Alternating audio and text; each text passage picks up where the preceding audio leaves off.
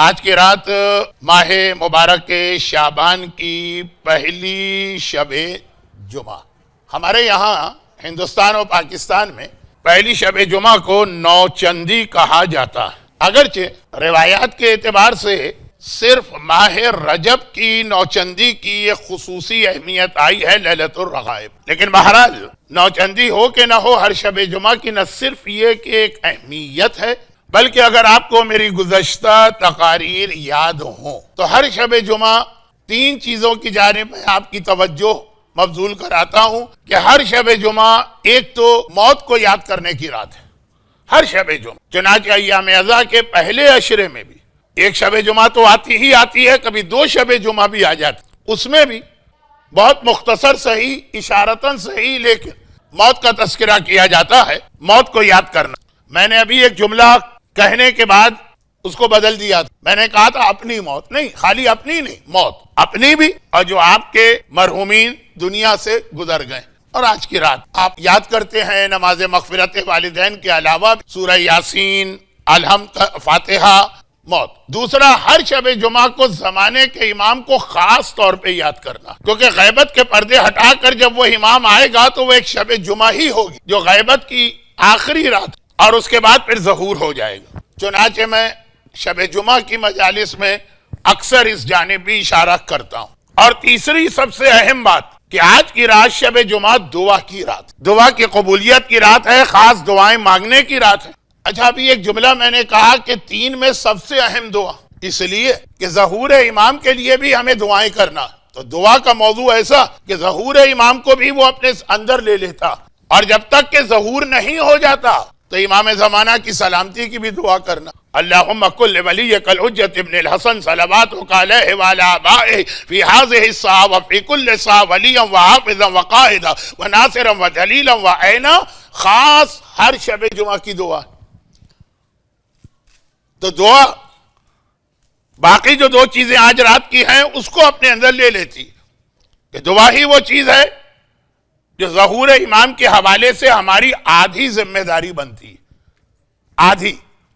اب اس جملے کی وضاحت کر کے آج کی رات کی جو جشن کی کیفیت، اور پہلا موضوع تھا موت، تو موت بھی وہ چیز ہے کہ جس میں دعا کی اہمیت بہت زیادہ ہے، وہاں بھی موت کے حوالے سے جو ہماری ذمہ داری اس میں بھی آدھی دعا۔ بھائی ہر شب جمعہ خاص طور پر دعائے عدیلہ پڑھا کرو، اور آخری زمانہ ہے تو زیادہ پڑھا کرو۔ دعائے عدیلہ کسے کہتے ہیں کہ ایسا نہ ہو کہ موت کے وقت شیطان تمہارے ایمان کو تم سے چھین کے لے جائے، کیونکہ سینکڑوں صاحبان ایمان ساری زندگی مومن رہ کر آخری لمحے میں ایمان چھوڑ دیتے ہیں، اور امام زمانہ کا بھی تعلق ہے کہ امام کے آنے کے بعد بہت سارے مومنین جو زندگی بھر امام کو یاد کر رہے تھے، امام کے آنے کے بعد امام کو بھول جائیں گے، بلکہ مخالف ہو جائیں گے۔ تو دعائے عدیلہ یعنی ابھی ایک دعا میں نے جو بتائی بہت مشہور ہے، ہمارے بچے کو یاد ہے، تو غالباً کوئی ایگزام وغیرہ ہے یا انگلش اردو بھاشا کا مسئلہ ہے کہ بچے تو آتے نہیں ہیں اس مجلس، جن مجلسوں میں بچے آتے ہیں اللہم کل ولیک میں شروع کرتا، وہ سارے بچے بآواز بلند دہراتے اپنے زمانے کے امام کی سلامتی۔ اسی طرح سے اپنے ایمان کی سلامتی کی دعا بھی ہر شب جمعہ خاص طور پہ کرنا۔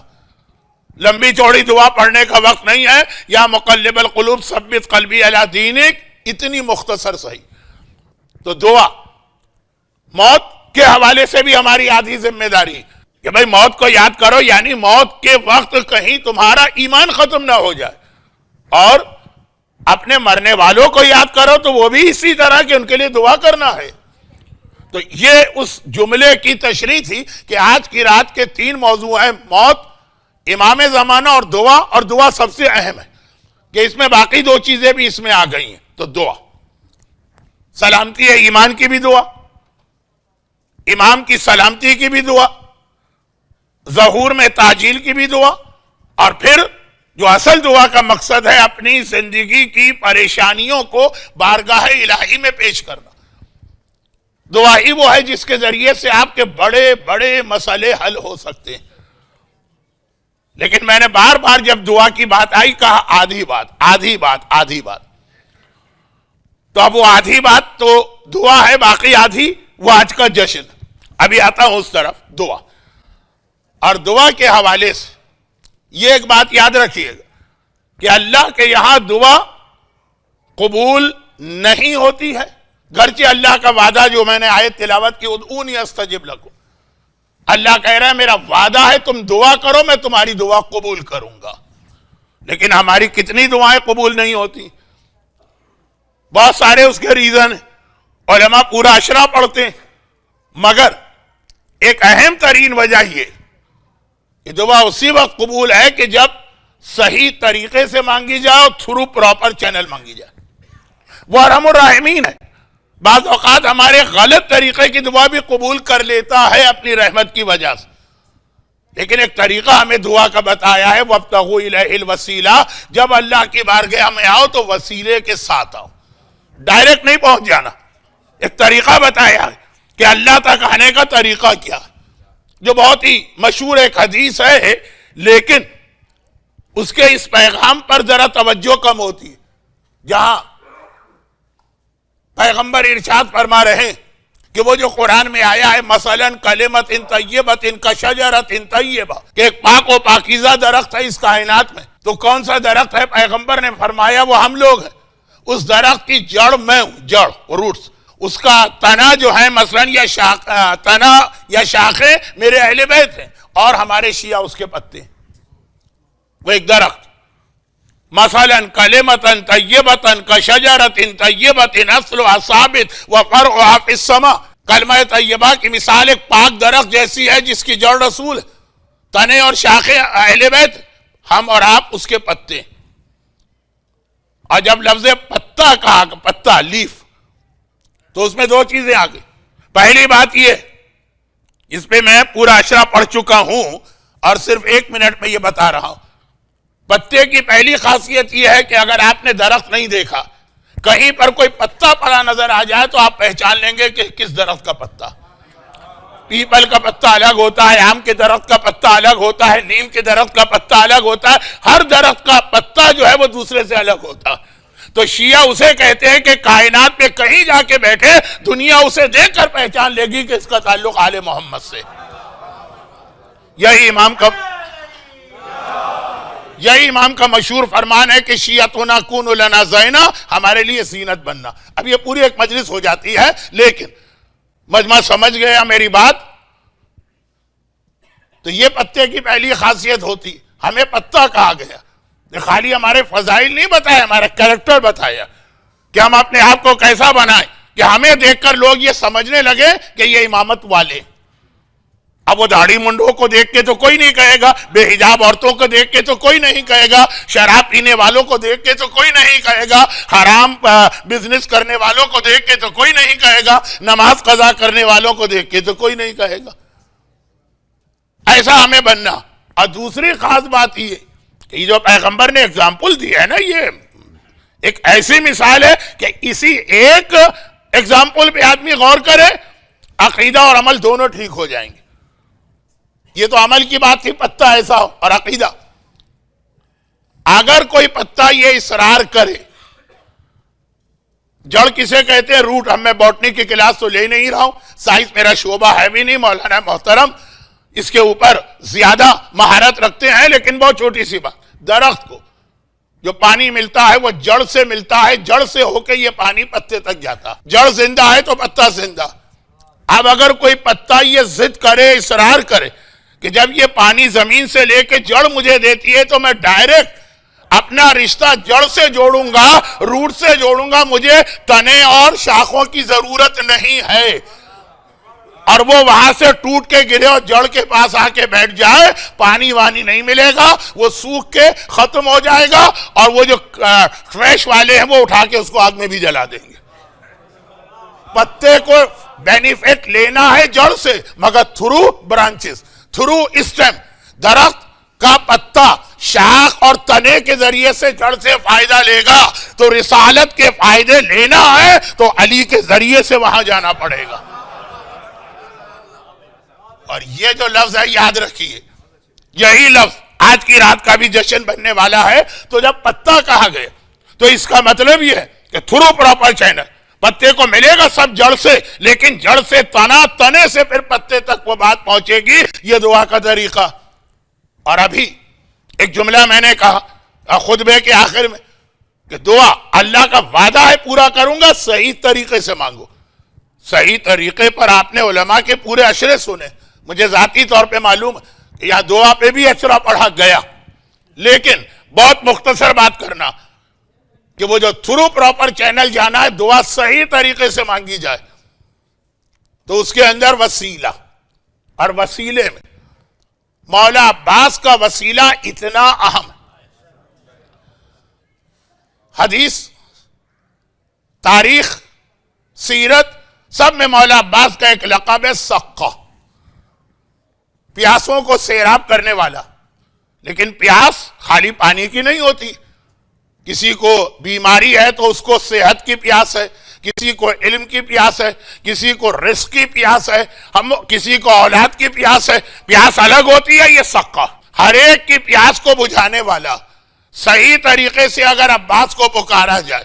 آج کل تو یہ عمل بہت مشہور ہو گیا، مردوں سے زیادہ عورتیں. کل بھی میں نے کہا، آج بھی کہہ رہا ہوں، دعاؤں میں اوور ڈوز نہیں ہونے پائے.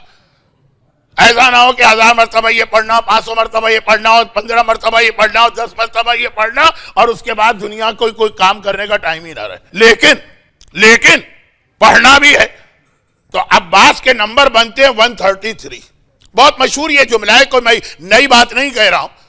اگر 133 ٹائمز آپ آقا عباس کو پکاریں، اور اس جملے سے کہ یا کاشف الکرب عن وجہ الحسین اکشف کربی بحق اخیک الحسین، اے حسین کی پریشانی دور کرنے والے، آپ کو آپ کے بھائی حسین کا واسطہ میری پریشانی دور کرے.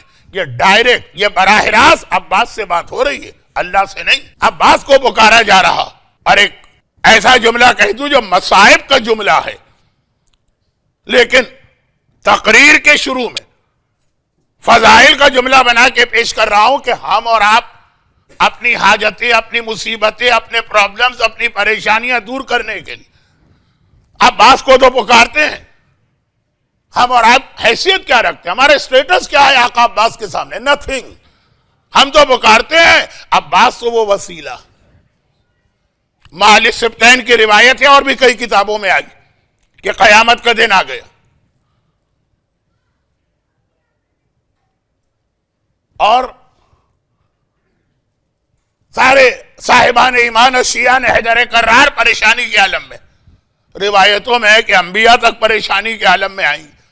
اور قیامت کا دن ہی ایک ایسا دن، چونکہ آج کی خوشی کی اور بہت بڑی خوشی کی رات ہے، تو میں اس کو زیادہ آپ کے لیے بہت ہی مشکل یا سخت یا عذاب والی مجلس نہیں بنانا چاہتا. لیکن چونکہ یہ تو فضائل کی حدیث ہے، پریشانی کے عالم میں صاحبان ایمان اب بار بار اللہ کے رسول کی جانب دیکھ رہے ہیں. جو خطبے میں بھی میں پیغمبر کا خطاب یا لقب استعمال کرتا ہوں، شفیع المذنبین، تمام گناہگاروں کی شفاعت کرنے والے. تو آپ پیغمبر کی جانب دیکھ رہے ہیں، یا رسول اللہ آپ ہی ہماری بخشش کروائیے، آپ کی امت گناہگار صحیح لیکن ہے تو آپ کی. تو ایک مرتبہ روایت کے جملے ہیں، پیغمبر مولا کو بلائیں گے، یہ قیامت کی بات ہو رہی ہے، اور کہیں گے کہ ابو الحسن، یہ نہیں کہیں گے تم ان کی بخشش کراؤ، کہیں گے کہ ابو الحسن جاؤ میری بیٹی فاطمہ کے پاس اور جا کے پوچھو کہ آج قیامت کے دن امت کی بخشش کے لیے وہ کیا سامان لے کے آئیں. معال سبتین کی وہ روایت جو آپ مصائب میں سنتے ہیں، آخر مصائب میں مولا شہزادی فاطمہ کے پاس پہنچے اور پیغمبر کا یعنی باپ کا پیغام بیٹی کو دیا کہ شہزادی کونین سے؟ مولا فرماتے بنت رسول، آپ کے بابا نے یہ پوچھا. شہزادی کا ایک جملہ، کفانا، کہا مجھے کوئی ضرورت ہی نہیں ہے شفاعت کا کوئی اور سامان لانے کی. کفانا کا لفظ ہے، کفانا، یہ ہمارے لیے کافی ہے.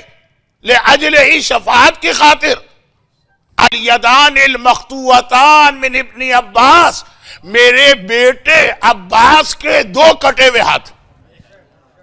میدان قیامت میں شہزادی یہ کہہ رہی ہے کفانا، اب اس کے بعد ضرورت ہی نہیں ہے کسی اور چیز کی. That's all. اگر یہ لفظ نہ ہوتا کفانا کا اور کہا کہ سامان شفاعت میں یہ ہے تو اور چیزیں بھی ہو سکتی. کہا نہیں، جب عباس الیدان المقطوعتان من ابن عباس، میرے بیٹے عباس کے 2 کٹے ہوئے ہاتھ میرے پاس ہیں، بس یہ کافی ہے ساری امت کی بخشش کے لیے. تو ہم اور آپ تو آقا عباس کو وسیلہ بنا کے اپنی پریشانیاں، اپنی مصیبتیں، اپنے پرابلم سالو کراتے ہیں. کائنات کی افضل ترین ہستی فاطمہ کہہ رہی ہے کہ میرے پاس بھی، میرے دامن میں بھی، میری جھولی میں بھی عباس کے کٹے ہوئے بازو ہیں، اس کو لے کے آئی ہوں. یعنی فاطمہ توہین نہ ہونے پائی شہزادی کی، فاطمہ بھی عباس کو ایک سہارا، ایک وسیلہ، ایک ذریعہ بنا کے بارگاہ الہی میں جا رہی ہیں. تو ہم اور آپ تو ہیں کیا؟ کوئی بھی نہیں، کوئی حیثیت نہیں. فاطمہ تک کو عباس کا سہارا میدان قیامت میں چاہیے تھا. اور اس میں ایک لفظ اور بھی کہا جس سے پھر میں مرج البحرین کی آیت سے ذرا ربط ملاؤں گا، لیکن پہلے یہ بات پوری ہو جائے. عباس کا ایک بہت ہی اہم اور بھی لقب ہے، اور اس کے اب پتہ نہیں آپ لوگوں کو علم العادات یا نمبرولوجی سے کوئی انٹرسٹ ہے کہ نہیں ہے. وہ دعا 133 ٹائمز، کیونکہ عباس عین با با الف سین نمبر جمع کرے 133 ہوتے ہیں. لیکن عباس کا ایک اور لقب بھی، اور اس کے نمبر بھی جمع کرے تو 133 ہوتے ہیں. عباس کا لقب ہے باب الحسین، حسین تک جانے کا راستہ، دروازہ.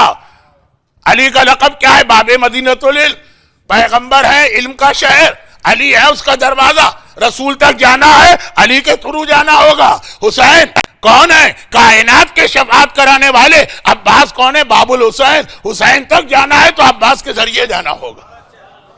اور باب الحسین، کیونکہ میرے پاس وقت بھی نہیں ہے اور میں اسٹوڈنٹ بھی ہوں، کہیں ایسا نہ ہو کہ یہ ایڈیشن کرنے میں اور یہ پلس مائنس میں گڑبڑا جاؤں. مولانا محترم بعد میں آپ کے سامنے، بلکہ پہلے بھی وضاحت کر چکے ہوں گے اور بعد میں بھی، کہ باب الحسین، با الف با الحسین، اس کے نمبر جمع کرے وہ بھی 133 بنتا ہے جو عباس کے نام کیا جاتا ہے. باب الحسین، حسین تک جانے کا ذریعہ. تو یہ بہت چھوٹی 2 باتیں بتا دوں، اور وہ یہ کہ کربلا کے حوالے سے تاریخ کا جملہ، کہ کربلا میں جب کسی صحابی کو، وہی شہدائے کربلا جن کو آپ زیارت ناہیہ میں سلام کرتے ہیں، وہی شہدائے کربلا جنہیں آپ ہر شب جمعہ السلام علیکم یا اولیاء اللہ و احباء، یا یا اولیاء اللہ و احباء، یا اصفیاء اللہ و اوداء، یا انصار دین اللہ، انصار رسول اللہ کہہ کے خطاب کرتے ہیں. انہیں اگر آقا حسین سے کوئی بات کرنا ہوتی تھی تو وہ عباس سے آ کے کہتے تھے. عباس ان کی ریکویسٹ یا ان کا سوال وہ آقا حسین تک پہنچاتے تھے. باب الحسین، حسین تک جانا ہے تو عباس کے ذریعے. اسی وجہ سے ہمارے بعض بزرگ علماء کا طریقہ کار رہا ہے، حکم شریعت نہیں بتا رہا ہوں، بعض بزرگ علماء کا طریقہ کار رہا کہ جب کربلا کی زیارت کو جاتے ہیں پہلے آقا عباس کے حرم کی زیارت کرتے ہیں، پھر آقا حسین تک آتے ہیں. کہ یہ عباس پہرے دار ہیں، دربان ہیں، اگرچہ لفظ آقا عباس کے لیے صحیح نہیں ہے. حسین کے گھر کے دروازے پہ بیٹھے جس کو جانا، وہ علی کا لقب باب مدینۃ العلم، اور یہ جملہ کہ جسے علم کے شہر میں آنا ہے علی کے ذریعہ ہے، حدیث کا جملہ ہے، وہی آقا عباس کا اسٹیٹس ہے آقا حسین کے لیے. پہلے آقا عباس کی زیارت. اب یہ حکم شریعت نہیں ہے، وہ تو جیسی آپ کی سہولت ہو، لیکن یہ جو باب الحسین آقا عباس کا نہ صرف یہ کہ لقب ہے، بلکہ اگر آپ کے ذہن میں کربلا ہو، کیونکہ مجھے بتایا گیا کہ اٹلانٹا کی یہ جماعت تقریباً ہر شخص ایک بار نہیں کئی مرتبہ، اور یہ پچھلے 4-5 سال میں کربلا کی زیارات سے مشرف ہو چکا. اس لیے کہہ رہا ہوں کہ اگر آپ کے ذہن میں تصویر ہو خیمہ گاہ کی، تو حسین کا خیمہ کہیں درمیان میں سب سے پہلا خیمہ دروازے پہ کس کا آتا ہے؟ آقا عباس کا خیمہ آتا ہے سب سے پہلے. آقا عباس آج بھی اگر آپ خیمہ گاہ میں جاتے ہیں جہاں حسین اور اہل حرم کے خیمے، پہلے عباس کے خیمے میں حاضری دینا پھر آپ جائیں گے، کیونکہ یہ باب الحسین ہے. اور باب الحسین تو عباس کا ایک مشہور لقب ہے، مگر شیعہ تاریخ کے سب سے بڑے مرجع، گرچہ اس جملے کی تھوڑی سی وضاحت کی ضرورت ہوتی ہے، لیکن چونکہ میں اس سے پہلے اس جعفری سینٹر میں کئی بار، بلکہ جہاں تک مجھے یاد ہے کہ کوئی بھی حوالے سے میں مجلس پڑھنے آؤں، ولادت کا موقع ہو کہ محرم کا عشرہ ہو، ان کا نام آ جاتا ہے شیخ مرتضی انصاری المرجع الکبیر۔ اب یہ لقب شیخ جعفر کاشف الغطا کو مل گیا اس لیے اتنا استعمال نہیں ہوتا، لیکن المرجع الکبیر خاتم المجتہدین، پیغمبر کا لقب ہے خاتم الانبیاء، ان کا لقب ہے خاتم المجتہدین، گویا اجتہاد کا خاتمہ ہو گیا یا خاتم انگوٹھی، جو بھی عظیم ترین مراجع میں سے ایک۔ مولا کا حرم آپ زیارت کو جاتے ہیں تو میری ایک گزارش یاد رکھیے گا، مرتضی نام کے شیخ لقب والے دو عظیم ترین مراجع مولا کے حرم میں اس طرح دفن ہے کہ اگر آپ قبلے کی جانب سے داخل ہوں، عورتیں تو نہیں جا سکتی، لیکن زیارت کے بعد عورتیں اس دروازے سے باہر آ سکتی ہیں۔ انٹری کے وقت سختی ہوتی ہے کہ لیڈیز الگ جینٹس الگ، باہر آتے وقت اتنی سختی نہیں۔ قبلے کے دروازے سے باب القبلہ سے داخل ہوں تو خود دروازے کے اندر لیفٹ سائڈ پہ شیخ مرتضی انصاری کی تصویر ہے، اور وہ تصویر ان کی قبر پہ لگی۔ تو الحمدللہ مجھے اطلاع ملی کہ بعض مومنین مجلس میں یہ سن کر وہ قبر کی خصوصی زیارت کر کے بھی آ گئے، لیکن وہ تو خیر آج کی رات کا بھی ایک حق ہے، میں موضوع سے ہٹا جا رہا ہوں، ابھی تک موضوع سے نہیں ہٹا ہوں۔ یہ شیخ انصاری شیعہ تاریخ کے سب سے بڑے مجتہد، اور مولا کی پشت کی جانب سے اگر آپ باہر نکلیں دروازے سے، جس کا نام ہے باب توسی، تو جیسے ہی دروازے سے باہر نکلیں گے آپ کے سامنے جو ایک مسجد نما بلڈنگ نظر آئے گی، اس میں شیخ توسی کی قبر، وہی راستہ آگے چل کے وادی السلام کے قبرستان تک پہنچاتا، اس کی بھی زیارت کیا کریں، دن کے وقت وہ کھلی رہتی ہے مسجد۔ شیخ توسی نے نجف کا حوضہ علمیہ بنائے، پہلا لقب شیخ ان کو ملا تھا، اور شیخ مرتضی انصاری نے اجتہاد کو ایک نئی زندگی عطا کی، تو مولا کے قبلے کی طرف یعنی مولا کے چہرے کی جانب شیخ انصاری کی قبر ہے، اور حرم کے فوراً بعد باہر نکل کے شیخ توسی، یہ تو ایک ضمنی بات آ گئی۔ شیخ مرتضی انصاری کے شاگرد یہ کہتے ہیں، دو شاگرد، شیخ عبد الرحیم شوستری کا بھی ایک واقعہ ہے اور آغا دربندی کا بھی ایک واقعہ۔ شیخ عبد الرحیم شوستری شیخ مرتضی انصاری کی، اب ایک ایک عالم نام لے کے تعارف کراؤں گا تو اصل آج کا موضوع، اگرچہ ابھی تک میں موضوع پر ہوں لیکن ہٹ جاؤں گا۔ وہ فرماتے ہیں کہ آقا عباس حاجتیں پوری ہوتی، باب المراد ہیں، باب الحوائج ہیں، تو میں بھی میرے دو بڑے مسئلے تھے، ایک دنیاوی ایک روحانی۔ بڑی تمنا تھی مجھے حج کی، لیکن استطاعت نہیں تھی، اور ایسی حیثیت بھی نہیں تھی کہ بغیر استطاعت کے صحیح لیکن میں کسی طرح پہنچ جاؤں حج پر۔ اب تڑپ رہے تھے حج کے لیے۔ مرحوم آیت اللہ مرشی کے وصیت نامے میں لکھا کہ میں حج نہیں کر سکا، گزارش ہے اگر کوئی مومن میری جانب سے حج کروا دے۔ اب اس جملے کی اور تشریح کر سکتا ہوں، وقت نہیں۔ تو ایک تمنا، یہ ایک روحانی چیز حج، جہاں یقینی طور پر مردوں کے عورتیں زمانے کے امام سے ملاقات ہوتی ہے، حج کی تمنا، اور ایک یہ کہ مکان نہیں تھا میرے پاس، بڑی زحمت ہو رہی تھی۔ تو ایک بار جب میں زیارت کے لیے گیا، رہتے نجف میں ہے کیونکہ حوضہ نجف میں ہے، مگر حاجت ہے اور شب جمعہ ویسے ہی کربلا لوگ جاتے ہیں، تو میں کربلا گیا، آقا عباس کے حرم میں بیٹھا تھا، اور آقا عباس کے حرم میں جو واقعہ بہت پیش آتا، یعنی آنکھوں کے سامنے معجزے ہوتے ہیں، ہر دفعہ آپ کو کوئی نہ کوئی ایسا واقعہ سننے کو مل جائے گا، یہ بیمار ٹھیک ہو گیا، اس کی پریشانی دور ہو گئی، ہوتے رہتے معجزے۔ میں بھی اپنی حاجتیں لے کے پہنچا، ایک عرب اپنے نابینا بیٹے کو لے کے آیا تھا، واقعہ بہت لمبا ہے، گرچہ وہ آقا عباس کا معجزہ ہے، لیکن جو بات میں آج کہنا چاہ رہا ہوں وہ رہ جائے گی، اس لیے میں اس کو بہت مختصر کرتا ہوں۔ خلاصہ ہی شکل سے، صورت سے، انداز سے لگ رہا تھا کہ بالکل عام سا جاہل قسم کا دیہات میں رہنے والا ایک عرب ہے۔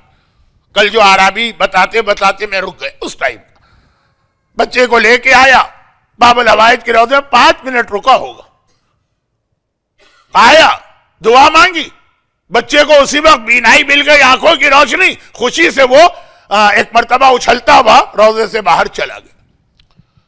میرے دل میں خیال آیا کہ واقع عباس، میں عالم، یہ تو مجتہد تھے، لیکن بہرحال میں اتنا بڑا عالم، ایسا مثلا عبادت گزار، اتنی شب جمعہ آپ کے آ رہا ہوں، آج بھی میں مثلا 4 گھنٹے سے بیٹھا ہوں، اور 2 میری حاجتیں ہیں، آپ میری حاجت تو پوری نہیں کی آپ نے، اور وہ ایک عام سا انداز سے طریقے سے لگ رہا کہ نہ کوئی بہت عبادت کرنے والا ہے، نہ کوئی بہت بڑا متقی ہے، عالم تو خیر ہے ہی نہیں۔ اب 5 منٹ میں اس کا اتنا بڑا مسئلہ حل کر دیا کہ نابینا بیٹا آنکھوں کی بینائی لے کے گیا، تو آقا عباس یہ ایک طرح سے دل میں خیال آیا کہ یہ میرے ساتھ ذرا ناانصافی، شکوہ کیا ہے، کمپلین، فوراً ہی عالم ہے نا، فوراً اپنی غلطی کا احساس ہو گیا، مولا کی مصلحت مولا جانتے ہیں، وہیں پہ توبہ کی، ذری کو بوسہ دیا، باہر آ گئے۔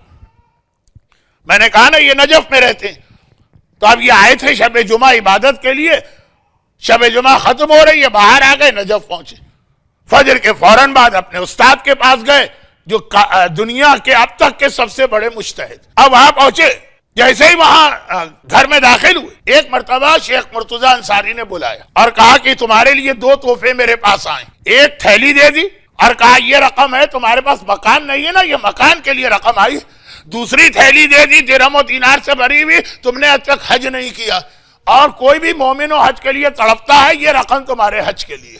اب کہہ رہے کہ میں تھیلیاں لے کے باہر آئے، لیکن میں نے سوچا ایک طرف تو یہ کہ آقا عباس نے بھجوائی، استاد سے پوچھنے کی ہمت تو نہیں ہوئی کہاں سے آئی، اور بار بار کہہ رہے تمہارے لیے یہ 2 تھیلیاں آئیں، اور وہی 2 میرے مسئلے بتائے جو میرے اور اللہ کے علاوہ کسی کو نہیں پتہ، یہ آقا عباس کو معلوم۔ میرے استاد محترم نے کس طرح سے میرے وہ 2 مسئلے حل کیے جو ابھی میں کمپلین کر کے آ رہا ہوں۔ اب یہ ان کا ایک واقعہ سنی کہ آقا عباس اور شیخ مرتضی انصاری کا کنیکشن اگلا، اصل میں تو اگلا جملہ مجھے کہنا تھا۔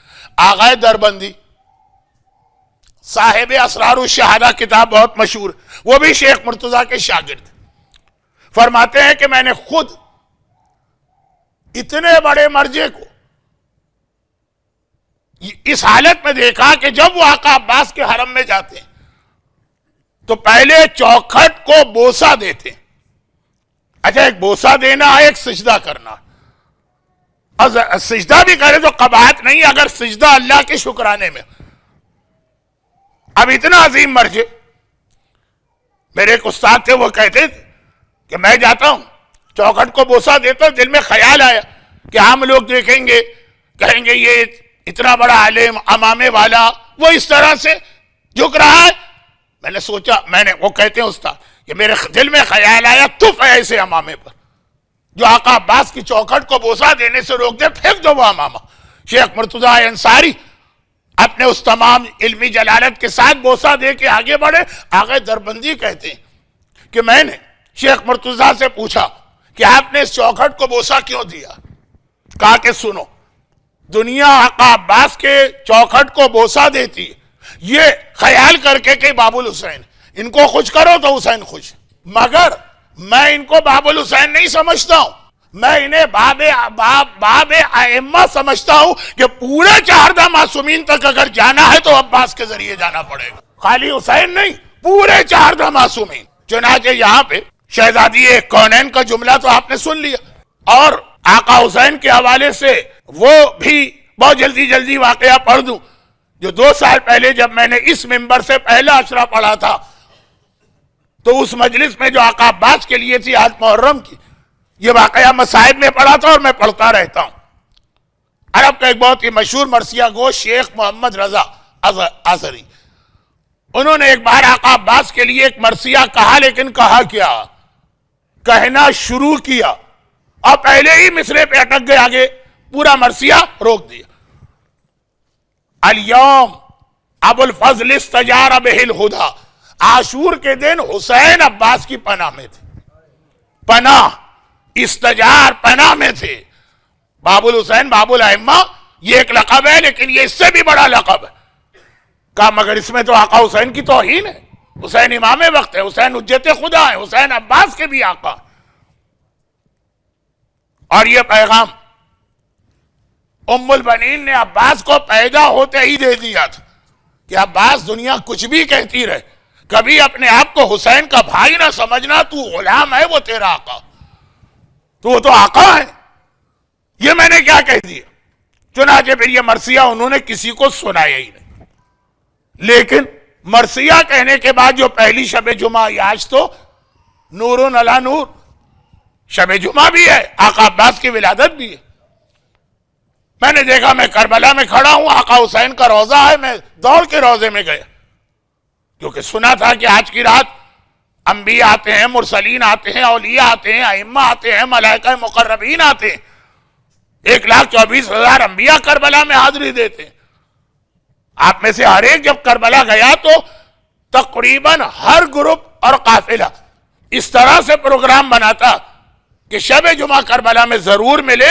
تو کیا مخصوصی جیسا رش ہوتا ہے، لیکن یہ تو وہ ہے جو ہمیں آنکھوں سے نظر آ رہے ہیں اور جو آنے والے.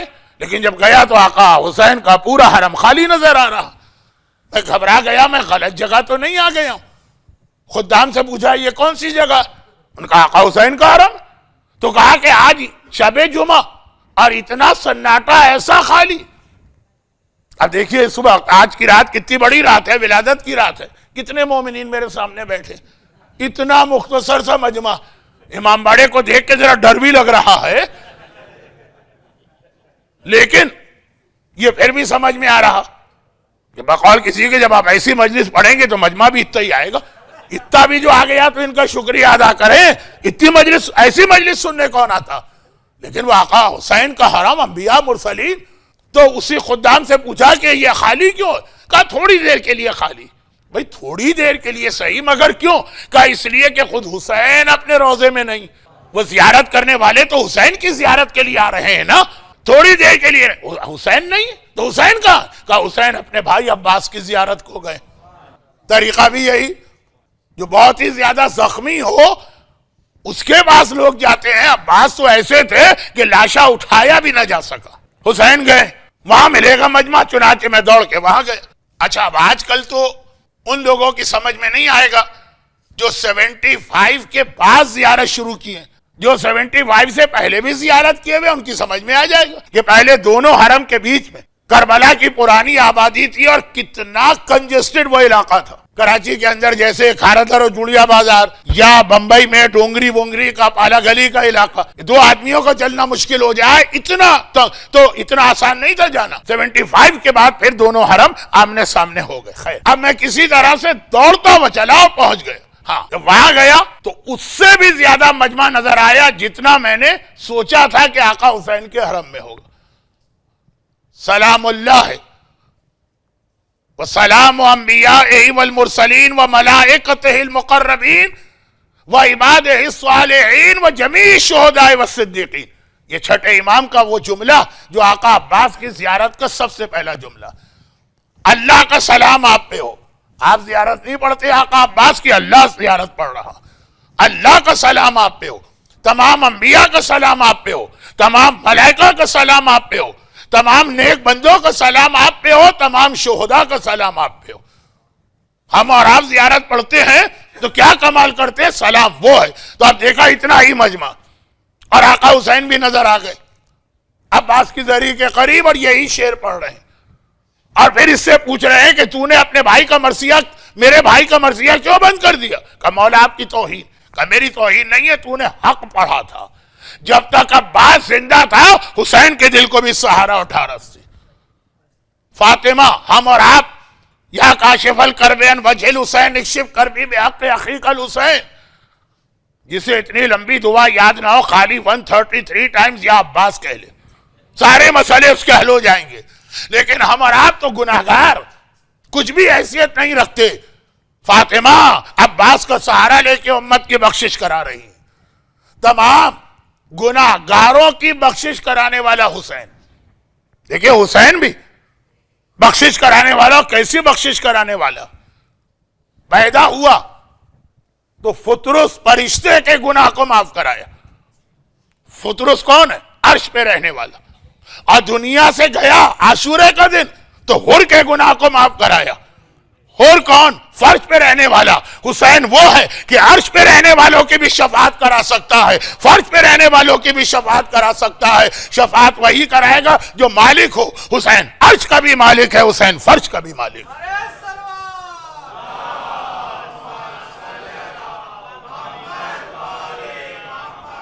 تو اللہ تو ہے، اللہ کی طرف سے حسین کو یہ اختیار ملا. وہ حسین جو فرش سے لے کے عرش، ولادت کے دن فطرت سے لے کے شہادت کے دن حر تک کے گناہ کو معاف کرانے والا، وہ کہہ رہا ہے کہ عباس، جب تک عباس زندہ ہے مجھے ایک ڈھارس ہے، عباس میرا ایک سہارا. باب الائمہ، تمام ائمہ طاہرین، عباس ذریعہ ہے وہاں تک جانے کا. لیکن عباس کی سب سے بڑی خصوصیت، سب سے بڑی، میں نے کہا یہ نہیں کہا اونلی، بہت، عباس کے تو اتنے شرف ہیں، اور سب سے بڑی فضیلت، وہاں بھی نہیں کہا کہ اونلی ون فضیلت، بہت ساری، ان میں سب سے بڑی دو باتیں، اور آج کی محفل اختتام کو پہنچے گی.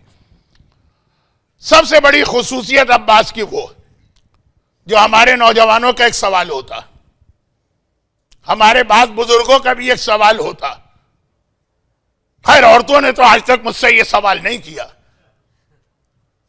اور شاید ایک وجہ یہ بھی ہو کہ میں بہرحال بہت زیادہ گریز کرتا ہوں نامحرم عورتوں سے بات کرنے پہ، سوائے اس کے کہ کوئی کوسچن آنسر سیشن یہاں پہ ہو جائے اور وہاں بھی مائک رکھا ہو تو الگ بات.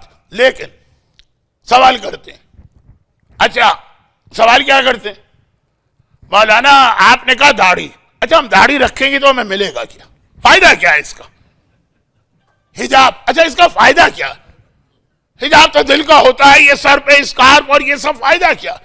اور یہ زیادہ سوال بڑھ جاتے ہیں جب شادیاں اور برتھ ڈے پارٹیاں ہوتی، وہاں بے حجابی اور مکس گیدرنگ. کیک کے بغیر برتھ ڈے ہو سکتی ہے، مکس گیدرنگ کے بغیر برتھ ڈے نہیں ہو سکتی. تو اب نماز پڑھ لیں گے، اللہ کو کیا ملے گا؟ اب فائدہ کیا؟ ہم کیوں پڑھیں نماز؟ تو اب یہ تو وہ ہیں جو سوال کر لے، ورنہ آدھے مومنین تو وہ ہیں جو سوال بھی نہیں کرتے اور اپنی جگہ یہ نظریہ قائم کر کے بیٹھے کہ چونکہ ہم علی اور حسین اور عباس والے ہیں، ہمیں کسی چیز کی ضرورت نہیں. اچھا اب یہ جو سوال ہے نا کہ ہمیں ملے گا کیا، یہ سوال کائنات میں پہلی دفعہ کس نے کیا تھا؟ ایک محاورتاً کہہ رہا ہوں، یہ کیا تھا شداد نے. شداد کون ہے؟ شداد اتنا بڑا دشمن دین ہے کہ وہ اپنے آپ کو خدا کہلواتا. پھر تو بعد میں اس لائن میں بہت آئے، نمرود آیا، فرعون آیا، یہ سب بعد کے ہیں، ان سب سے پہلے ہے شداد. بلکہ ابھی نجف اشرف کا تذکرہ ہوا، شیخ توسی کے روضے کا تذکرہ ہوا، اور یہ تذکرہ ہوا کہ وہی راستہ ہے وادی السلام جانے کا. یعنی وادی السلام تو ہر مومن جاتا ہی ہے. وادی السلام میں دو انبیاء کی قبریں، ہود اور صالح. جناب ہود، حضرت ہود شداد کے زمانے کے نبی تھے، گئے وہاں پہ اور دین کا پیغام پہنچائے. اس نے پہلا سوال یہ کیا کہ اگر میں تمہارے خدا کو مان لوں، تو خود اپنے آپ کو خدا کہتا، اگر میں تمہارے خدا کو مان لوں تو مجھے ملے گا کیا؟ آج نوجوان یہی سوال کر رہا، آج ایک مومن یہی سوال کر رہا کہ مجھے ملے گا کیا. یہ پہلی مرتبہ شداد نے یہ سوال کیا. حضرت ہود نے کہا کہ جنت ملے گی. اچھا جنت ملے گی، جنت کیا چیز؟ تفصیل بتائی، وہ تو پورا واقعہ مجلس میں سنتے رہتے ہیں، پوری تفصیل بتائی. تو کہا ایسی جنت، اس کے لیے میں کسی اور کا محتاج کیوں؟ ہی تو میں خود بنا سکتا ہوں. جو چیز میں خود بنا سکتا ہوں اس کے لیے میں کسی اور کے آگے گردن کیوں جھکاؤں؟ شداد نے اپنی جنت بنائی، اور ایسی جنت کہ ہم اور آپ تعریف کریں بیکار، شاعر حضرات قصیدے پڑھے بیکار. اللہ نے قرآن میں تعریف کی، رمضات العماد التی لم یخلق مثلها فی البلاد. واقعا شداد نے ایسی جنت ارم بنائی کہ آج تک شہروں میں لم یخلق ایسی کوئی چیز نہیں بنائی گئی. اللہ تعریف کر رہا ہے، ایسی جنت بنائی. مگر میں شداد کا واقعہ نہیں پڑھ رہا ہوں، ٹائم کہاں ہے میرے پاس. لیکن جو سوال شداد نے کیا وہ سوال آج ایک مومن اہل بیت کرتا. داڑھی کا فائدہ کیا اور حجاب کا فائدہ کیا اور میوزک چھوڑنے کا فائدہ کیا اور شراب نہ پیے اور حرام نہ کھائیں اور حرام نہ بیچے اور نمازیں پڑھیں اور خمس دیں. آئیے ایک فائدہ یہ سن لی، اور وہ یہ کہ عباس کا لقب ہے باب الحوائج.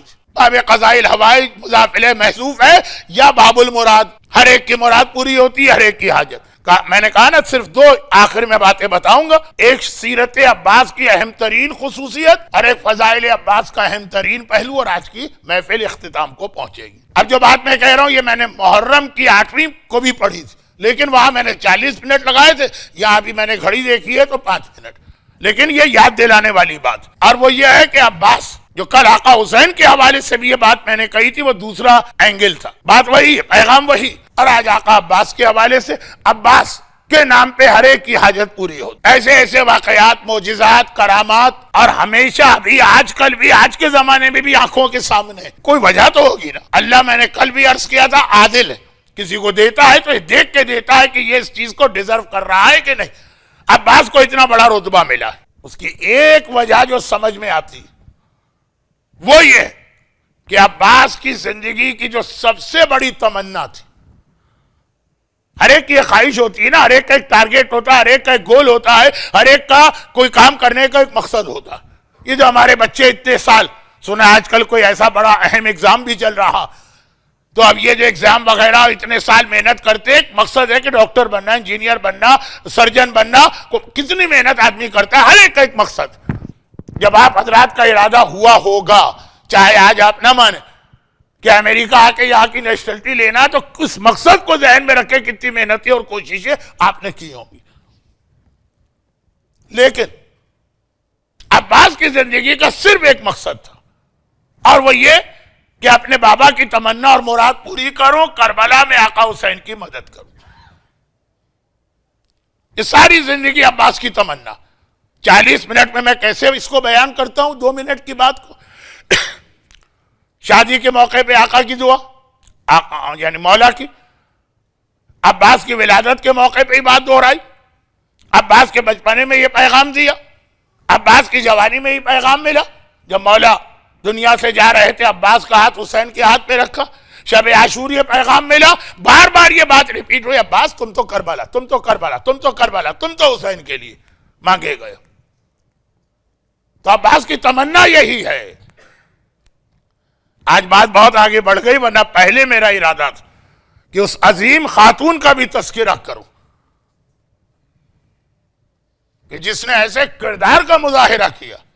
آپ کے ذہن میں ام البنین آئی ہوں گی، وہ بھی باب الحوائج، اور خاص طور پر عراق میں جو ام البنین کی منت مانی جاتی ہے، جو ام البنین کا معجزہ پڑھا جاتا ہے، جو ام البنین کی زیارت پڑھی جاتی ہے جس عقیدت و احترام کے ساتھ، لیکن ام البنین کو سب جانتے ہیں۔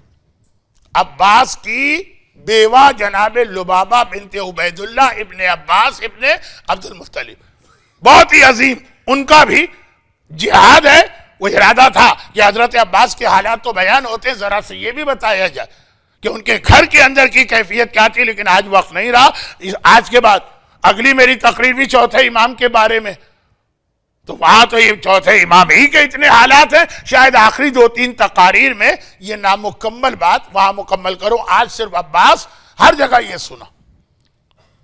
اور پھر جب کربلا میں وقت آیا، عباس نے حکم حسین پر اپنی تمنا قربان کر دی۔ اچھا ایک بات بتائیے، ہم اور آپ تو اللہ کا اور امام کا حکم چھوڑ دیتے ہیں، کیوں؟ اپنے ذاتی فائدے کے لیے۔ شراب میں مزہ آ رہا ہے، وہ امام حرام کہتے رہے، اللہ حرام کہتا رہے، لیکن ہمیں تو یہ مزہ لینا۔ حرام بیچنے سے ہمیں کیش مل رہا ہے، ڈالر مل رہا ہے، اللہ کہتا رہا، امام کہتے رہے، ہمیں ڈالر چاہیے، نہ اللہ چاہیے، نہ امام چاہیے۔ یعنی کوئی اپنی زبان سے نہیں کہتا، لیکن ایکشن، باڈی لینگویج وہ بھی تو بتاتی ہے نا۔ اللہ کہتا رہے، امام کہتے رہے، عباس کہتے رہے، حجاب حجاب حجاب، ہم امام باڑے میں تو حجاب کر لیں گے، اس کے باہر نہیں کر سکتے حجاب۔ مزہ آتا ہے بے حجابی میں، مزہ ہوتا ہے نا، ورنہ کیوں کرتے بے حجاب؟ ایسا کوئی قانون نہیں ہے کسی حکومت کا کہ بے حجاب نکلو تو روزانہ تمہیں $100 دیے جائیں گے، بلکہ بے حجاب نکلنے پہ ڈالر خرچ کرنا پڑتے ہیں۔ ہمارے انڈیا پاکستان میں بہت سی عورتیں، میں ذاتی طور پہ جانتا ہوں، اس لیے برقع پہن لیتی ہے کہ برقع پہننے کے بعد نہ کپڑوں کی فکر، نہ زیورات کی فکر، نہ میک اپ کی فکر ہے، گئے کام کر کے آگے۔ اب بے حجاب نکلیں گے تو پھر تو بیوٹی پارلر اور میک اپ اور یہ سب بھی ہونا چاہیے، خرچ کرنے کو تیار، کیوں؟ مزہ آتا۔ ہم اور آپ یہ سارے اپنے مزے کے لیے، نہ اللہ یاد رہتا ہے، نہ امام، نہ عباس۔ لیکن عباس ذرا دیکھیں وہ کیا قربانی دے رہے ہیں۔ سکینہ پیاسی ہے، اور اتنی پیاسی ہے، نہیں، میں سکینہ سے بھی زیادہ سخت پیاس پڑ رہا ہوں. اصغر پیاسا ہے اور اتنا پیاسا ہے کہ فوج یزید رو دی. اتنے ظالم، اتنے سنگدل، اتنے پتھر دل یزیدی رو دی.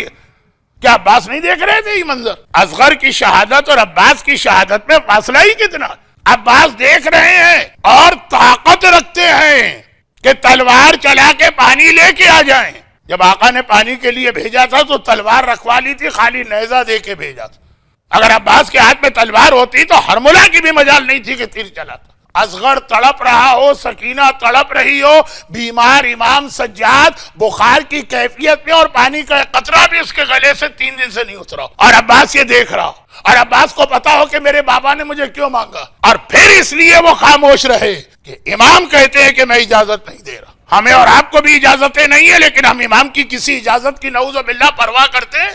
اپنے معاملات میں نہیں کرتے. وہاں تو اصغر کی بات ہے. یاد رکھیے کہ اگر میں ہوتا مجھ سے تو شاید برداشت نہ ہوتا. میں کہہ دیتا آقا، اگر میرے پاس اتنی طاقت ہوتی، آقا حسین اللہ چاہے جہنم میں جلائے، اصغر کی پیاس بجھانا ہے چاہے میں جہنم میں چلا جاؤں. لیکن عباس نے کتنی اطاعت کا مظاہرہ کیا. سیرت عباس کا یہ پہلو یاد رکھیے. اصغر و سکینہ کی پیاس کو برداشت کر کے بھی طاقت رکھ کے صبر کرنا، کیونکہ امام منع کر رہے ہیں. امام کے حکم کی ایسی پیروی کرو تو عباس بنتے ہو. ہم اور آپ کتنی چھوٹی چھوٹی باتوں میں اللہ، رسول، امام سب کو بھول جاتے ہیں. مگر میں نے کہا نا، یہ 40 منٹ کی بات ہو سکتی ہے، اس میں سارے واجبات و حرام آ سکتے ہیں. وقت نہیں. 5 منٹ میں کہنا تھا، 7 منٹ میں نے لے لی. آپ سے زیادہ میں گھڑی دیکھ رہا ہوں، فکر نہ کرے اور اندازہ کریں. یہ تو عباس کی سیرت کا ایک اہم ترین پیغام.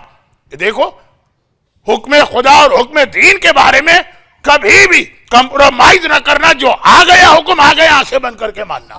باقی باتیں انشاءاللہ آخری 2 تقاریر میں ہوں گی، کیونکہ وہ کوئی جشن والی تقریر نہیں ہوگی. لوگ کہیں گے مولانا جشن والی تقریر بھی آپ تو وہی روکھی بھیکی کرتے ہیں. ہاں، لیکن اس کا تذکرہ تو کرنا ہوتا ہے نا جس کی رات ہے. تو ان میں تو چونکہ یہ بھی میرے لیے مسئلہ نہیں. کل سیکوینس الٹا ہو گیا تھا. 7 شعبان جناب قاسم کی ولادت کہی جاتی ہے، 11 حضرت علی اکبر کی. تو خیر، یہ تو عباس کی سیرت کا بہت اہم پیغام. اور عباس کے فضائل میں یہ بہت اہم چیز جو ابھی شہزادی کا ایک جملہ میں نے عرض کیا. روز قیامت یہ کہہ سکتی تھی، الیدان المقطوعتان من عباس، میں عباس کے کٹے بازو لا رہی ہوں. تاریخ میں نے دیکھا مقتل میں یہ جملہ نہیں، لفظ ہے ابن عباس، اپنے بیٹے عباس کے بازو لا رہی. یہ کتنی بڑی فضیلت ہے کہ فاطمہ کے شکم سے نہیں ہے اور فاطمہ کہہ رہی ہے یہ میرا بیٹا. یہ واقعہ تو آپ نے کئی بار سنا ہوگا. کربلا معلیٰ میں کوئی زیارت کے لیے گیا، وہ پرانے زمانے کی زیارت، جہاں اتنا فاصلہ ہوتا تھا دونوں حرم میں، چھوٹے آقا اور بڑے آقا میں، کہ بہت سے لوگ وہ ڈسٹنس کی وجہ سے آقا عباس کے حرم میں اتنا ریگولر نہیں جاتے. یہ مومن آقا حسین کے حرم میں 3 مرتبہ جاتا ہے، فجر، ظہرین، مغربین. آقا عباس کے حرم میں 2 دن میں ایک بار، 3 دن میں ایک بار. یہ عورت کا واقعہ ہے. عورت کا خواب میں اس نے دیکھا کہ میں شہزادی کونین کی بارگاہ میں پہنچ گئی اور کوثر کا پانی لایا گیا. شہزادی کے حکم سے ان کی کنیز ہر ایک کو وہ پانی پلا رہی ہے. جب اس تک پہنچی شہزادی نے روک دیا، کہا اسے پانی نہ پلانا، یہ اس پانی کی حقدار نہیں. یہ اٹلانٹا کا پانی پی سکتی ہے، یہ احمد آباد کا پانی پی سکتی ہے، کوثر کا پانی اس کو نہیں دینا. گھبرا کے کہا شہزادی سب کو مل رہا ہے پانی، مجھے کیوں نہیں مل رہا؟ کہا اس لیے کہ تو میرے بیٹے کی زیارت کو نہیں جاتی. تڑپ کے کہا شہزادی میں دن میں 3 بار جاتی ہوں زیارت کو، فجر بھی وہیں، ظہرین بھی وہیں، مغربین بھی وہیں. کہا میں اپنے بیٹے حسین کی بات نہیں کر رہی، میں اپنے بیٹے عباس کی بات کر رہی. عباس میرا بیٹا. تو اندازہ کریں اس کی فضیلت کا. حسین تو فاطمہ کے بطن میں آئے اور فاطمہ کے ذریعے سے دنیا میں آئے، وہ فاطمہ کے بیٹے کہلائے. عباس کو تو یہ فضیلت کہ بطن فاطمہ سے نہیں پیدا ہوئے، اور اس کے بعد بھی فاطمہ نے کہا میرا بیٹا. اس دنیا میں بھی کہا، قیامت کے دن مولا سے بھی کہا کہ میرے بیٹے کے ہاتھ. مگر اس کو ملائیے ان جملوں کو اس آیت سے جو کل میں نے تلاوت کی تھی، آج اس پہ بات ختم کر رہا ہوں. مرج البحرین یلتقیان بینہما برزخ لا یبغیان فبأی آلاء ربکما تکذبان یخرج منہم اللؤلؤ والمرجان. کا موتی نکلتے ہیں، مونگے نکلتے ہیں، مرجان، دو چیز. کل میرا جملہ تھا کہ آقا حسین کی ولادت نے پنجتن کو بھی مکمل کیا، چہاردہ معصومین کو بھی مکمل کیا، اور آیت بھی مکمل ہو گئی. مگر اس کے باوجود آقا علی کا تڑپنا، آقا علی کی تمنا، آقا علی کی دعا کہ مجھے ایک بیٹا چاہیے.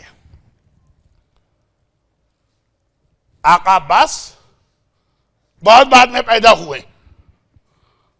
ایک غلط بات ہمارے یہاں کہیں کہیں مشہور ہو گئی ہے، ویسے اردو مجلسوں میں بہت کم پڑھی جاتی ہے لیکن مشہور ہو گئی، کہ شہزادی کی وفات کے بعد مولا نے دوسری شادی ام البنین سے کی. دوسری تو نہیں، کم از کم اگر ہے بھی تو چوتھی. دوسری تو وہ زینب کی بیٹی امامہ سے ہوئی، تیسری خولہ سے ہوئی، خولہ محمد حنفیہ کی ماں. کم از کم یہ دو شادیاں اور ہوئی، پھر جا کے ام البنین کی باری آئی. مگر ام البنین کا اپنا نام بھی فاطمہ، ان کی ماں کا نام ثمامہ. لیکن ام البنین سے جو شادی ہوئی ہر ایک کو پتا کہ وہ اس لیے ہوئی کہ علی تڑپ تڑپ کے اللہ سے یہ دعا کرتے ہیں کہ اے خدا مجھے ایک بیٹا چاہیے. اور شادی کے موقع پر بھی اپنے بڑے بھائی عقیل سے یہی کہا. کچھ شادیاں ہو چکی ہیں نا، کہا کہ اب ایک ایسی شادی میں چاہتا ہوں جس سے میرا وہ بیٹا پیدا ہو جو کربلا میں میرے حسین کے کام آئے، خاص کربلا کے لیے. قرآن نے کہا کہ تمہیں حسن و حسین مل گئے، یخرج منہما اللؤلؤ والمرجان، مل گئے. آیت مکمل، پنجتن مکمل، چہاردہ معصومین مکمل. کب آدمی کہتا ہے کہ مجھے بیٹا چاہیے؟ نمبر ایک، اس کی کوئی اولاد نہ ہو تو تڑپ تڑپ کے اولاد کی دعا کرتا. علی کی اولاد تو ہے. نمبر دو، اولاد ہو مگر بیٹیاں ہوں. کم از کم ہمارے انڈین اور پاکستانی سوسائٹی میں بیٹے کی ہر ایک کو تمنا ہوتی ہے، چاہے بیٹیاں کتنی ہی کیوں نہ ہو. یہ مسئلہ بھی نہیں، علی کے پاس پہلے سے بیٹے. تیسرا یہ ہے کہ بیٹے بھی ہیں، اس معیار کے نہیں ہیں، اس اسٹینڈرڈ کے نہیں ہیں جو باپ کی تمنا. یہاں تو بیٹے ہی وہ ہیں، کائنات میں اس سے اچھے بیٹے آج تک کسی کو نہیں ملے. سیدہ شباب اہل الجنہ، جوانان جنت کے سردار. اور ان میں خاصیت یہ ہے کہ دنیا کی کوئی بھی قیمتی چیز اگر ہے، یونیک ملتی ہی نہیں ہے دنیا میں، بہت اس کی قیمت ہوگی. لیکن اگر اس کا پیئر کسی کے پاس آ جائے تو قیمت ڈبل نہیں ہوتی ہے، 10 ٹائمز ہو جاتی ہے. اصل ایک بہت ہی قیمتی موتی ہے، مرغی کے انڈے کے برابر، $1 ملین کا. اور اتفاق سے اس کا پیئر آپ کے پاس آ جائے ایسا ہی ایک ہو تو یہ 2 ملین نہیں ہوگا، یہ 10 ملین اس کی قیمت ہوگی. ایسی افضل چیز کا اگر پیئر بن جائے تو علی کو تو اولاد بھی ہے، بیٹے بھی ہیں. حسن جیسا سیدہ شباب اہل الجنہ بیٹا ہے. اور حسن کی یہ خصوصیت ایسی ہے جو رسول اور علی اور فاطمہ میں بھی نہیں ہے. نعوذ باللہ، توہین کی نیت سے نہیں کہہ رہا ہوں. حسن اس کائنات کا پہلا انسان ہے کہ جس کا باپ بھی معصوم ہے اور جس کی ماں بھی معصومہ. اگر آپ دیکھیں تو نسب کے اعتبار سے یہ خصوصیت نہ علی میں ہے، نہ فاطمہ میں، نہ رسول میں، نہ کسی انبیاء میں، نہ کسی مرسلین میں. ایسا بیٹا، اور پھر ایک نہیں دوسرا بھی مل گیا، حسین. اس کے باوجود علی اگر کہیں کہ مجھے عباس چاہیے تو اندازہ کیا جا سکتا کہ عباس کس کا نام ہوگا کہ حسن و حسین کے ہوتے ہوئے جس کے لیے تڑپ تڑپ کے علی دعائیں کرے اور فاطمہ اپنا بیٹا کہیں. اور کس طرح سے بیٹا کہیں، بس اسی پہ بات ختم کر رہا. 4 شعبان 26 ہجرہ کی فجر کی بات، مولا مسجد میں. 25 ہجرہ میں ام البنین کی شادی ہوئی. 26 ہجرہ 4 شعبان، یہی جو رات گزر کے صبح کی، اور وہ جمعہ ہی کی صبح تھی. مولا مسجد میں ام البنین پریگننٹ. گھر سے میسج آیا کہ یا امیر المومنین مبارک ہو، آپ کے ہاں بیٹا پیدا ہوا. مولا نے پہلے تو شکرانے کا سجدہ کیا یا شکرانے کی نماز پڑھی.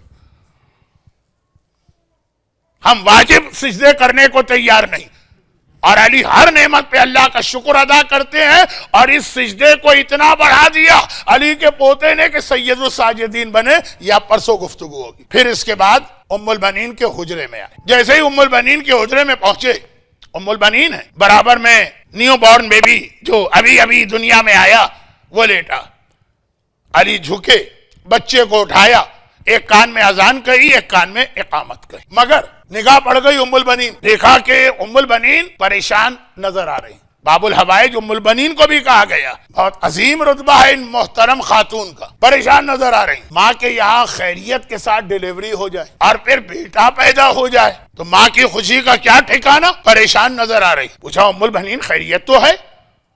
گرچہ شاید اس وقت لقب ام البنین کو نیت نہ ہو، اور بعض علماء کہتے ہیں کہ یہ تو بچپنے سے ہی کنیت رکھی گئی تھی ام البنین۔ خیر، اس بحث میں پڑھنے کا وقت نہیں، 1 گھنٹہ ہونے میں 2 منٹ باقی ہیں، جو گھڑی آپ کے میری آنکھوں کے سامنے 2 منٹ۔ اس جو آج شب جمعہ ہے، دعائے کمیل وغیرہ کی وجہ سے ذرا میں دیر سے ممبر پہ بیٹھا تو 1 گھنٹہ کافی۔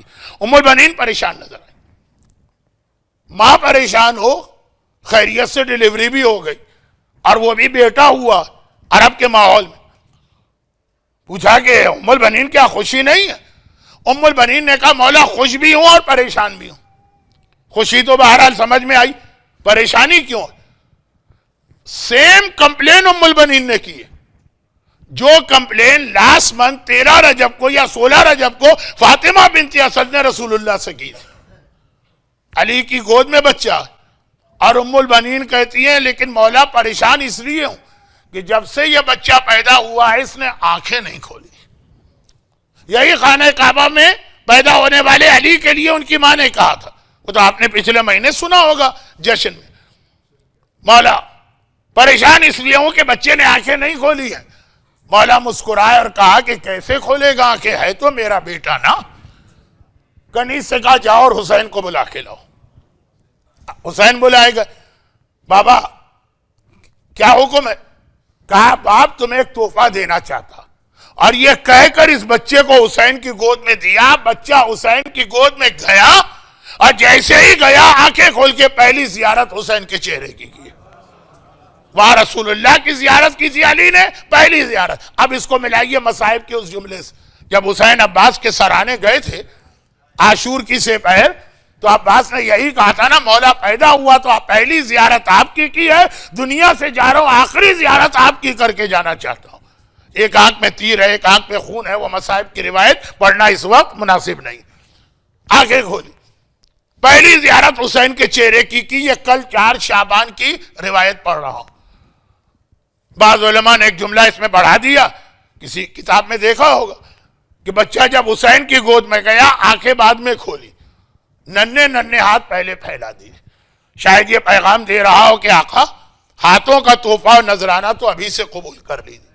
علی نے واپس بچے کو اپنی گود میں لیا، بس ایک آخری جملہ ہے اسی پہ آج کی محفل اختتام کو، واپس گود میں لیا، چہرہ دیکھا اور کہا کہ اس کا چہرہ ویسا ہی ہے جیسا بیٹا میں چاہتا ہوں، اور رسول اللہ مجھ کو بتا گئے تھے اور یہ کہا تھا اس کا نام عباس رکھنا۔ بلکہ بعض روایات میں تو یہ روایات تو نہیں کہیں گے لیکن بعض تاریخوں میں یہ کہ معراج کی رات لوح محفوظ پر رسول نے عباس کا نام لکھا دیکھا تھا، لیکن وہ ایک روایت بہت تفصیلی ہے، آج وقت نہیں، بہت چیزیں پڑھنا تھی، لیکن بقول کسی شخص کے آپ یہ داڑھی نماز کی بات کر کے اتنا ٹائم ویسٹ کرتے ہیں، اپنا بھی اور ہمارا بھی۔ خیر، کہا پیغمبر اس کا مجھے اس کی خبر دے گئے تھے اور کہہ گئے تھے کہ اس کا نام عباس رکھنا، بس ختم بات۔ عباس نام سننا تھا کہ زینب جو اپنی ماں کی خدمت کر رہی، ایک بات یاد رکھیے گا، ذہن اس طرف کم جاتا، زینب کبریٰ عمر میں ام البنین سے بھی 1 سال بڑی، 1 سال بڑی ہے، کیونکہ 5 ہجری میں شہزادی زینب کی ولادت ہے، 6 ہجرہ میں ام البنین، تو بہرحال ماں کی خدمت کر رہی۔ اور جیسے یہ سنا کہ یہ عباس اس کا نام ہے، بابا کے قریب آئی، ایک مرتبہ ری کنفرم کرایا، بابا میرے اسی بھائی کا نام عباس ہے، کیونکہ علی کے ہاں اور بھی بیٹے پیدا ہو چکے ہیں، محمد حنفیہ تو بہت ہی مشہور نام ہے۔ تو زینب کہ اور بھائی ہیں حسن حسین کے علاوہ؟ تو اب کنفرم کرا رہی ہے بابا میرے اسی بھائی کا نام عباس ہے. کہا زینب بیٹی تیرے اسی بھائی کا نام عباس. کہا بابا تو اب عباس کو ایک لمحے میری گود میں بھی دے دیجیے. حسین کی گود میں تو جا چکا ہے عباس, میری گود میں بھی دے دیجیے. علی نے کہا لے. زینب کی گود میں, اس 4 شعبان کل صبح کی روایت, زینب کی گود میں دیا. زینب نے عباس کا چہرہ دیکھا, پیشانی کا بوسہ لیا, کانوں پہ منہ رکھ کے کچھ کہنے لگی. مولا مسکرائے اور کہا زینب بیٹی بھائی سے ابھی سے باتیں شروع کر دی. ارے یہ تیرے ہی پاس رہے گا, تو ہی سے پالے گی. بہت وقت ہے باتیں کرنے کا, ابھی تو دنیا میں آیا ہے, ابھی سے باتیں شروع کر دی. زینب نے تڑپ کے ایک جملہ کہا بابا میں اپنے بھائی سے کوئی بات نہیں کر رہی, ابھی بھائی بہن کی بات نہیں ہو رہی ہے. 15 سال پرانی ایک امانت کو ادا کر رہی. شہزادی زینب کون سی امانت؟ جب اماں فاطمہ دنیا سے جا رہی تھی مجھ سے کہہ کر گئی تھی زینب تیرا ایک بھائی عباس پیدا ہوگا, جب عباس پیدا ہو تو عباس سے کہنا عباس فاطمہ زہرا تمہیں سلام کہتی.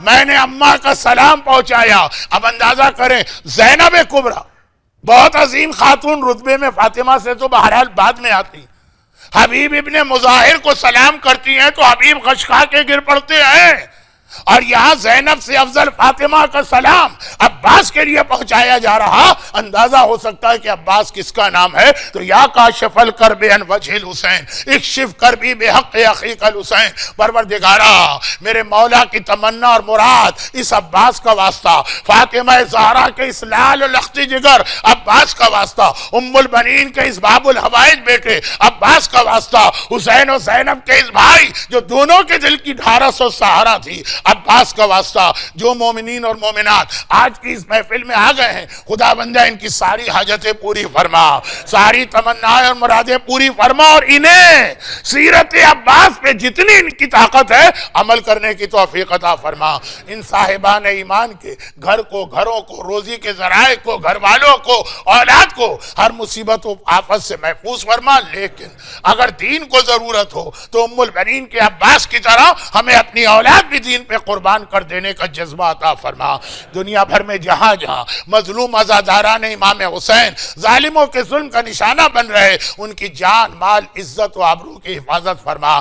آج کی شب جمعہ کا واسطہ ہمارے تمام مرحومین کی مغفرت فرما, بیماروں کو شفاء کاملہ عطا فرما, پریشان حال لوگوں کی پریشانیوں کو دور فرما, اور پروردگارا ان تمام پریشانیوں کو ہمیشہ ہمیشہ ختم کرنے اور اہل بیت پہ ڈھائے جانے والے مظالم کے انتقام کے لیے وارث معصومین فرزند زہرا امام زمانہ کے ظہور میں تعجیل فرما, اور غیبت امام میں ہمیں اپنی ذمہ داری ادا کر کے بعد ظہور امام کی فوج کا سپاہی بننے کی توفیق عطا فرما.